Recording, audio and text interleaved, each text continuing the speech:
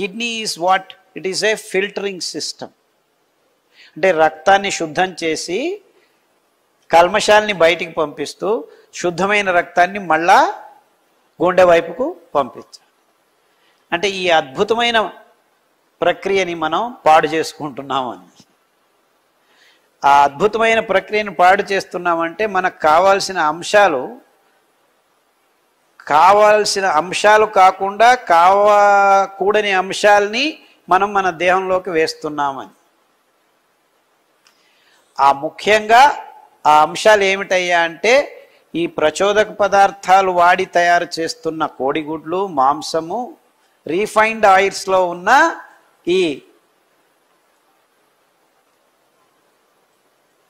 Diesel industry నుంచి వస్తున్న mineral ఆయిల్స్ని mix చేయటం వల్ల ఈ ఆయిల్స్ మనకి వంట నూనెల రూపంలో గడిచిన 20 సంవత్సరాల్లో మెల్లమెల్లగా మన పొట్టల్లోకి పోవటం వల్ల ఆ ప్లాస్టిక్ నానో పార్టికల్స్ సమేతం. అండ్ ఇంకా అతి ముఖ్యమైన విషయం ఏమిటంటే టీ, కాఫీలు మూత్రపిండాల్ని పాడు చేసేదానికి గడిచిన 20 సంవత్సరాల్లో మూల కారణం టీ, కాఫీ. అందులో ఉన్న కొన్ని అంశాలు ఆ టీ పొడి, కాఫీ పొడులను తయారు చేస్తున్నప్పుడు కొన్ని అంశాలు మీ దేహంలోకి చేరుకోవటం. So unless and until you stop taking these things మీకు ఈ రోగం బాగా కాదు. నివారణోపాయాలు అని అడిగారు. అంటే అతి ముఖ్యమైన నివారణోపాయం మీరు కాఫీలు, టీలు, పాలు, చక్కెర ఇవన్నీ ఆపు చేయాలి అనేది మొదటి నివారణోపాయం. నెక్స్ట్ జరిగిన నష్టాన్ని, జరిగిన దురంతాన్ని మళ్ళా మరుపూర్ణం చేసుకోవాలంటే మీ కిడ్నీ అంశాలు మళ్ళా ఉత్పన్నం అవుతుంటాయి. ఆ రెడీగా ఉత్పన్నమయ్యే కొత్త అంశాలని శుద్ధమైన పదార్థాలు మీరు అందిస్తే కొత్తగా తయారయ్యే జీవకోశాలు ఆరోగ్యంగా తయారవుతాయి. అర్థమైందా? అంటే ఈ పాయింట్ అందరికీ అర్థం కావాలి. ఈ వైజ్ఞానికత అర్థమైతే మీరు మార్పులు తెచ్చుకునేదానికి సులభం అవుతుంది. ప్రజ్ఞ, జ్ఞానం ఈ రెండు నిజమైన మార్పుల్ని మనిషిలో తెచ్చేదానికి కావలసిన విషయాలు. మిగిలినటువన్నీ వేరే. ప్రజ్ఞతో, జ్ఞానంతో ఎప్పుడైతే మార్పు జరుగుతుందో అది శాశ్వతంగా ఉంటుంది.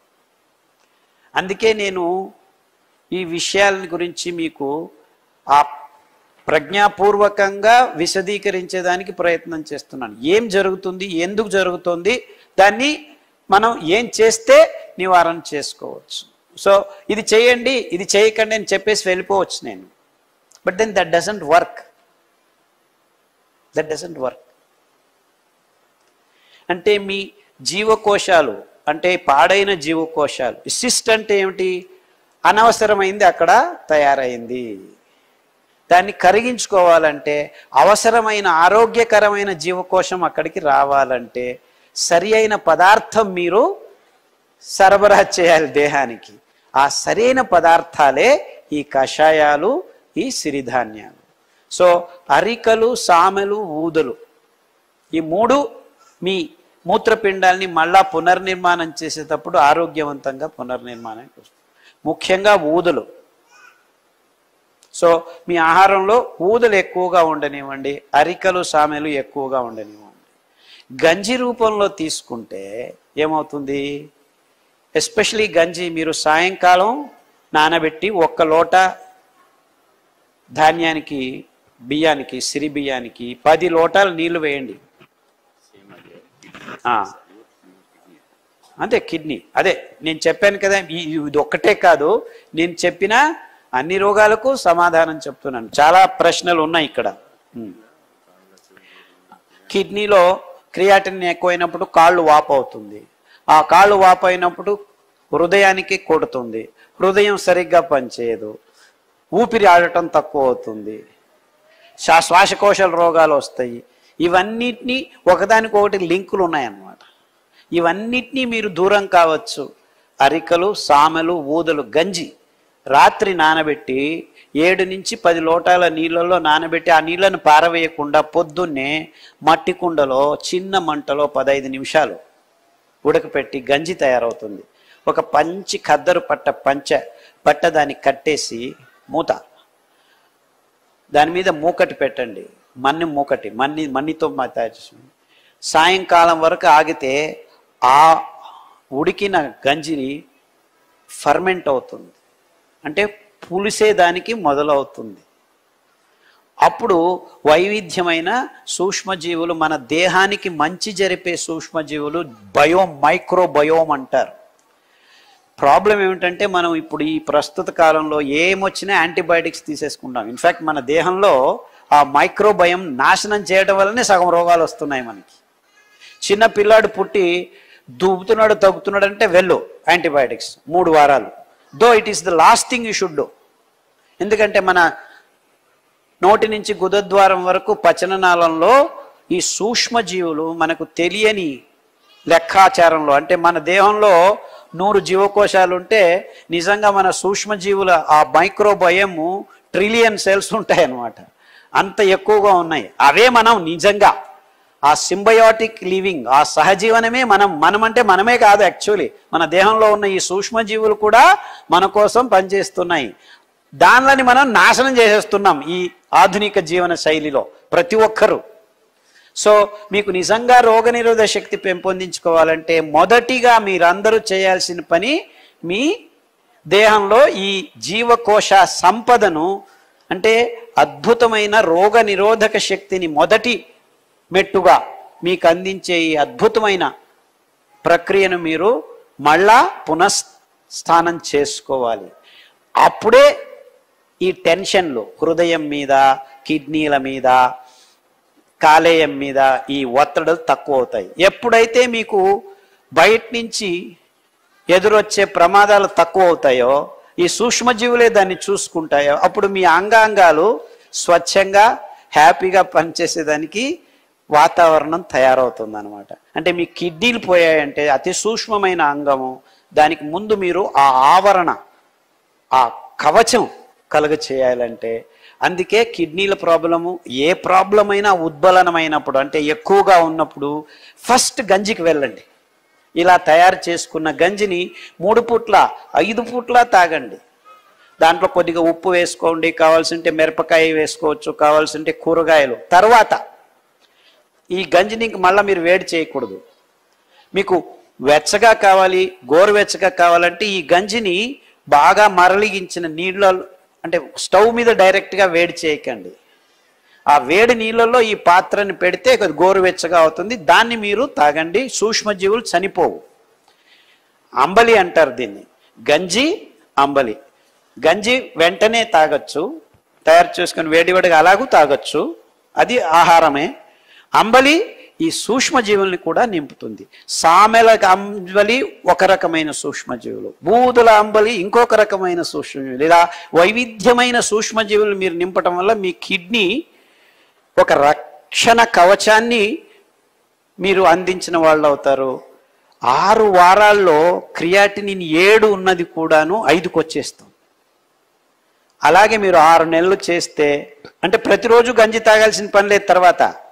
తర్వాత మీరు ఇడ్లీలు చేసుకోవచ్చు, వడలు చేసుకోవచ్చు, దోశలు చేసుకోవచ్చు, పొంగనాలు చేసుకోవచ్చు, పులిహోర కూడాను చేసుకొని తినచ్చు. కానీ వారానికి 1-2 సార్లు ఈ గంజి అంబలి ప్రతి ఒక్కరూ తాగండి. ఆరోగ్యంగా ఉన్నవాళ్ళు కూడాను తాగాలి. ఎందుకంటే ఆ పునశ్చేతనం చేస్తూ ఉండాలి అనమాట. అంటే నేను మామూలుగా ప్రతి వారంలోనూ ఒకరోజు ఇలా పొద్దుంది సాయంకాలంది ఉదయం. ఇది మన దేశంలో పురాతనంగా వస్తున్న అలవాటు. పురాతనంగా యాక్చువల్లీ వంట వండిన అన్నం మిగిలిన దాన్ని నీళ్లు వేసేసి పంచకట్టేసి పెట్టేవాళ్ళు. పొద్దున్న లేచి ఒక ఎర్రగడ్డ, ఒక మిరపకాయ పక్కన పెట్టుకుని దాన్ని తిని కొరుక్కొని వెళ్ళి పనులు చేసుకునేవాళ్ళు. ఎంత అద్భుతంగా ఉంది చూడండి ఈ పద్ధతి. And we have not been able to understand the scientific aspects of this wonderful practice. దాన్ని మనం తంగడం, అంగళి, సంగడి ఏదేదో పేర్లు పెట్టుకొని దాన్ని ఈ సోకాల్డ్ ఆధునిక వ్యవస్థలో దాన్ని పారవేసేసాం. అక్కడే మోసం జరిగింది. అంటే మన కిడ్నీల ప్రాబ్లమ్స్ మన పాత పద్ధతుల్ని మనం విడిచేయటం వల్ల వచ్చింది అని మనం అర్థం చేసుకోవాలి. సో అతి ముఖ్యంగా కిడ్నీల ప్రాబ్లం అది చాలా మటుకు చాలా మందికి ముక్కులో రక్తం వచ్చేంత వరకు కిడ్నీలు చెడిపోయి ఉంటాయి కొంతమందికి. అంటే దగ్గితే ముక్కులో రక్తం వస్తుంది, దగ్గితే గొంతులోంచి రక్తం వస్తుంది. అంత ఉద్బలమైన పరిస్థితి నుంచి కూడాను బయటపడిన కేసులు నా దగ్గర వందల మంది ఉన్నారు. అర్థమైందా? సో మీరు చేయాల్సింది ఇంతే. దానికి కావాల్సిన కషాయాలు, మీ రక్త ప్రసారాన్ని, అందులోకి చేతనాన్ని పుంజుకునేట్టు చేసేదానికి పునర్నవ, రణపాల, ఎస్పెషలీ స్టోన్స్ కరగాలంటే మీకు రణపాల ఆకు, అరటి దిండు, ఆ అరటి బోధ మధ్యలో కాండం ఉంటుందే దానికి కషాయం. సో అరటి బిండు దొరకలేదంటే అరటి పండే తీసుకోండి, తోళ్ళతో సహా కట్ చేసి కషాయం బాగా 10 నిమిషాలు వేడి చేసి ఆ నీళ్ళని తాగండి. ఈ రాళ్ళు కరగటం మొదలు పెడతాయి. 6 నెలల్లో పూర్తిగా మీకు శుద్ధమైపోతుంది, ఏ ఇబ్బందులు లేకుండా. అంతెందుకు, డయాలసిస్ మొన్న నాగపూర్ నుంచి ఒక అమ్మాయి వచ్చింది, 28 సంవత్సరాల వయసు. 23 సంవత్సరాలకే ఇదే ఈ ప్రోటీన్లు, పన్నీర్లు, గుడ్లు అది ఇది తినేసి కిడ్నీ లేచిపోయింది. డయాలసిస్ మొదలు పెట్టారు. వారానికి 2 సార్లు డయాలసిస్ చేసుకున్నట్టున్న అమ్మాయి ఈ ఆహార పద్ధతి ఎవరో చెప్పారు హిందీలో, వాళ్ళకి తెలుగు రాదు, కన్నడం రాదు, ఎవరో తెలుగు వాళ్ళు ట్రాన్స్లేట్ చేసి చెప్పి పాటించి 6 నెలల్లో మొత్తం కిడ్నీ సరిపోయి డయాలసిస్ లేకుండా 3 నెలలు అయింది సార్, మిమ్మల్ని చూసిపోదామని వచ్చామని మొన్న వచ్చారు. అలా గడిచిన 20 సంవత్సరాల్లో చాలామంది బాగు చేసుకున్నారు. అంటే మీరు శిస్తుబద్ధంగా క్రమబద్ధంగా ఈ అంశాల్ని పాటిస్తే I'm sure almost 80 out of 100 dialysis patients can come out if only they try it. I'm sure about it. I'm so confident about the system. ఇది ఆహారం ఆరోగ్యాన్ని ఇస్తుంది కాబట్టి ఎలాంటి రోగమైనా బాగవుతుందని నా నమ్మకం. మీరు ప్రయత్నం చేయండి please. Very irritating and non sensical problems అనమాట. కానీ పోను ఇవి చాలా ఇబ్బంది అవుతుంది వయసు ఎక్కువ అయ్యే కొద్ది.